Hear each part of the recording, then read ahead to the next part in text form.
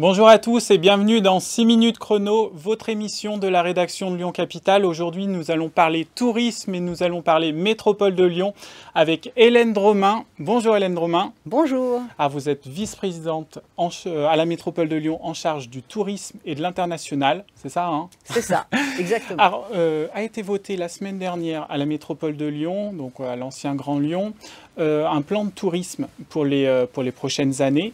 Quelle est votre vision, à vous, les écologistes, du tourisme dans la métropole de Lyon?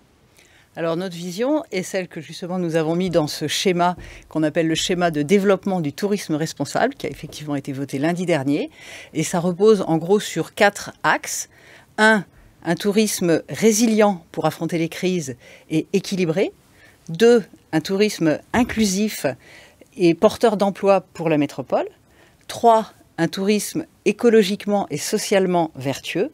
Et enfin, 4, un tourisme accepté par les habitants et dans lesquels les habitants trouvent leur compte, et aussi un tourisme inclusif. Alors vous avez dit on veut accueillir plus, mais on veut accueillir mieux. Ça veut dire quoi?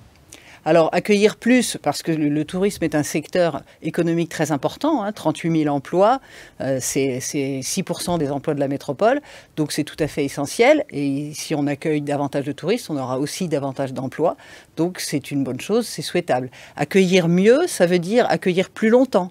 Ça veut dire aussi faire en sorte que les touristes qui viennent pour des raisons d'affaires puissent rester pour des raisons d'agrément ou aient envie de revenir pour rester plus longtemps et ainsi gommer le poids que représente le transport dans le tourisme avec une durée plus longue sur place.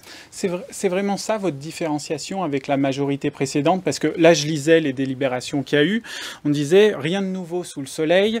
Ce schéma touristique que vous proposez, ça pourrait être le nôtre, donc disait le représentant du groupe de Gérard Collomb, donc qui a un peu dirigé la ville de Lyon, la métropole pendant des années. En gros, est-ce qu'il y a vraiment des changements avec la majorité précédente? Alors, il n'y a pas de révolution, effectivement, mais il y a quand même de gros changements. On a une approche qui est beaucoup plus globale, en fait. Auparavant, le tourisme, c'était en gros l'affaire de l'Office du tourisme. Nous, notre schéma, nous l'avons monté avec les autres politiques publiques de la métropole, les déchets, les déplacements, l'insertion professionnelle. Toutes ces compétences-là sont concernées par le tourisme, et donc c'est vraiment une vision globale. Nous allons aussi largement diversifier l'offre pour montrer à l'ensemble des visiteurs tout l'intérêt que présente la métropole en dehors du centre UNESCO qui est magnifique et qu'on va continuer à promouvoir.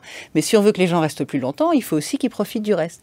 Ainsi, on va faire par exemple 4 événements périphériques qui mettront en valeur, on va voir peut-être la Cité des Étoiles à Givors, le parc de la Croix-Laval, le Grand Parc, toute cette partie nature qu'entoure la métropole et qui est un atout énorme. C'est étendre aussi parce qu'on sait les touristes ils vont surtout dans le centre de Lyon, sur la presqu'île. Le but, c'est de jouer sur les 59 communes de la métropole, d'aller à des points comme ça où le maire de Villeurbanne disait les touristes, j'aimerais bien qu'ils viennent un jour à Villeurbanne aussi, qu'ils n'aillent pas qu'à Lyon. Ça, c'est aussi le but de votre démarche? Oui, voilà, c'est ça. C'est pour ça que pour bâtir ce schéma, nous avons rencontré les maires des 59 communes et nous leur avons demandé quels étaient chez eux des atouts ou des choses à mettre en avant.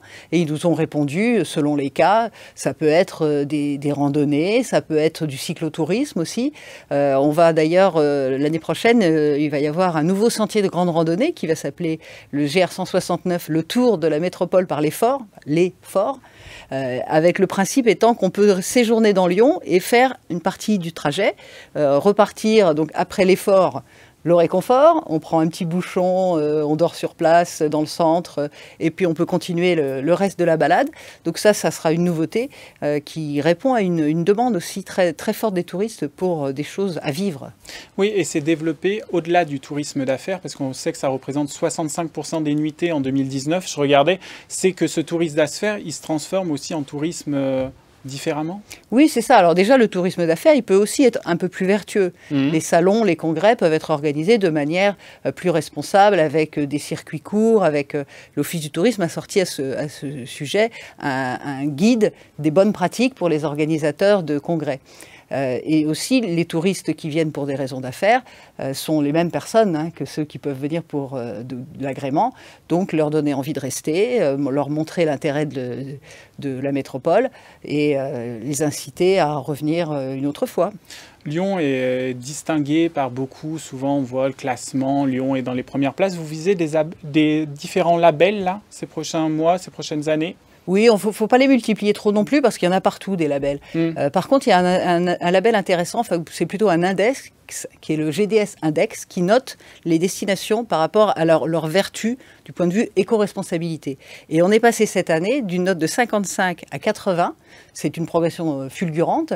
On est la première ville française de ce fait et on est la 8e du monde. Alors cette progression s'explique par la démarche que nous avons amorcée depuis que nous sommes aux affaires, avec les réunions que nous avons eues avec les professionnels du tourisme, tout cet aspect collaboratif qui est vraiment approuvé par cet index. Mais après, ça va se poursuivre. C'est un index qui est évolutif. Donc là, ils approuvent la démarche, mais il faut qu'on continue si on ne veut pas perdre de points l'année prochaine à mettre en place concrètement des réalisations. Très bien, Hélène Dromain. On vous remercie d'être venue sur le plateau de 6 minutes chrono. Et nous, on se retrouve très vite pour plus d'informations sur la métropole de Lyon sur lyoncapital.fr. Au revoir.